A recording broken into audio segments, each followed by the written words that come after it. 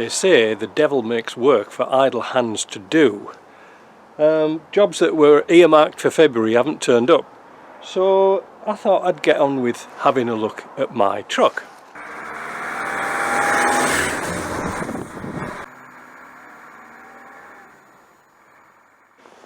Well, here it is. As you can see, it's never moved since last year. There's no snow under it at all. I don't use it in winter because it's such a bad starter. This is an Isuzu 4BD1T. A great engine in when it's milder, but like last night when it was -15, there's not a hope in hell's chance it would start, even with glow plugs. So I thought we'll get it in the shop and get down to it once and for all, because there are a few things I'd like to sort out, and now it's quiet. I thought, yeah, why not? There's nothing coming in the shop for the next few weeks. Let's have a look at it. Let me move the camera and I'll explain. So here we are. This engine is, like I say, a 3.9 Isuzu 4BD1T. It really is a good engine. It's well thought out. And they did fit them to Land Rovers in Australia, military Land Rovers. The turbo versions would have been fitted to the 6-wheel drives.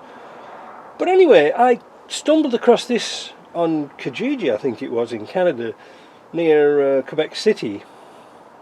And it came out of, what was it, a GMC cab forward in 1985. In my opinion, Land Rover should have chosen this engine for all their models for Defenders and done away with all the rest. But of course, with emissions and things like this, they couldn't do it. And of course, everybody wants more speed and power and things like this. But this is a good old slugging engine, as anybody knows. They'll just go on and on. But there are problems with it, and I never sort of rectified them all the time I had it. So now I've got a bit of free time, I thought I'll do it. But first of all, what makes this different? Well, it's a cast iron block and a cast iron head. Brilliant. I mean, that's all you really need. And everything is sort of easy accessible, you know.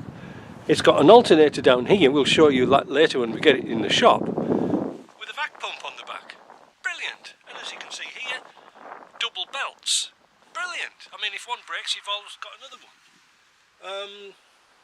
It's got gears, timing gears instead of belts and chains. How simple is that? It's got an integral pump for the power steering. It's all there, but there is issues with it. The turbo here leaks like a sieve round here, and you can see where I've been trying to fix it. It's got like piston rings in there that holds it in, and I never really liked that idea.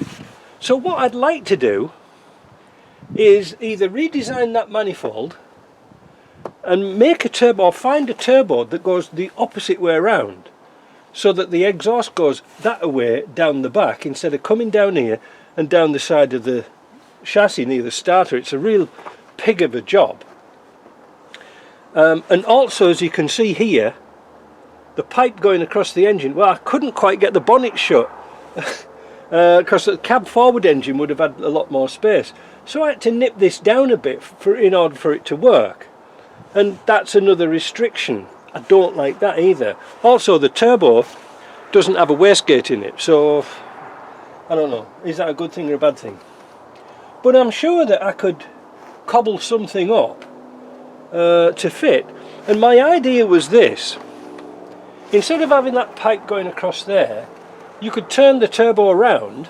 So if we had the turbo backwards, so that the exhaust was on that side and the intake or the outlet was on this side, I could then come down with the pipe along here behind this wing and come out in front of the radiator, because before I took this out it had a 300 TDI in it, and you can see how I've stepped the radiator closer to the engine, and I've got electric fans on. I've got 2 electric fans. This is a V8 radiator and it's never been a problem with this, but I have a big intercooler, so I could put it so the pipe comes in here, comes out here through the wing and back over to here. You see what I mean? Over to here, so the pipe would come out round here. It would be quite easy to do, actually. That would sort of get away from all those fumes, because we do get a lot of fumes coming in this cab. Now let me see, I'll tell you, hold on, I can take.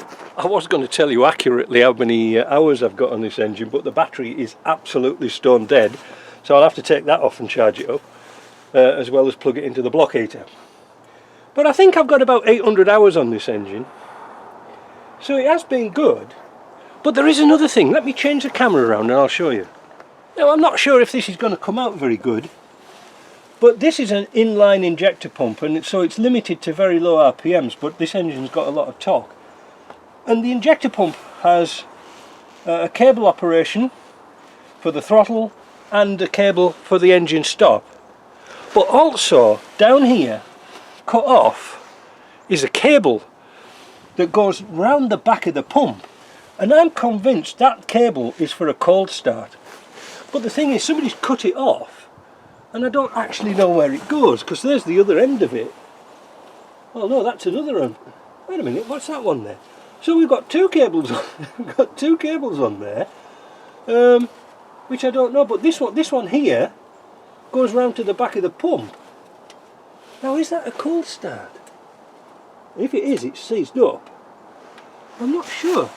Wait a minute.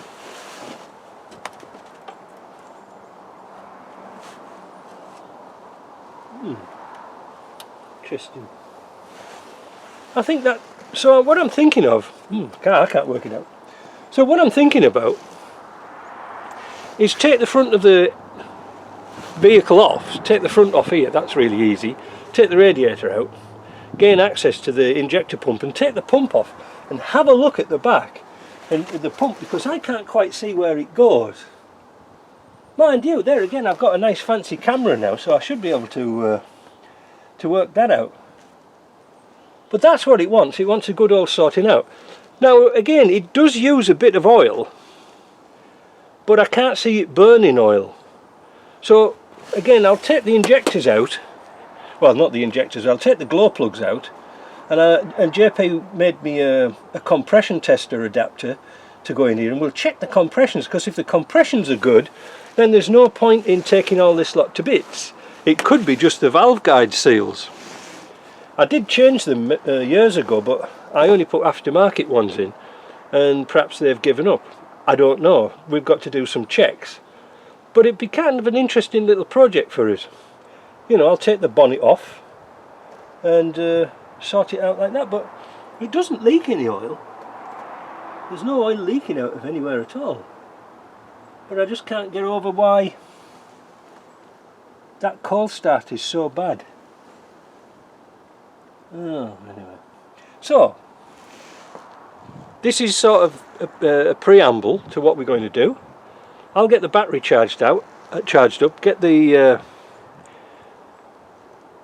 block heater plugged in, and see if we can get it in the shop. And at the same time, I'll get all this snow blown off as well, because this is a real pain in the arse, this snow, especially in the back box, because it'll melt on the floor and it's all the floor will be all wet. So anyway, stick around. We might do this as a little series and see how we come on.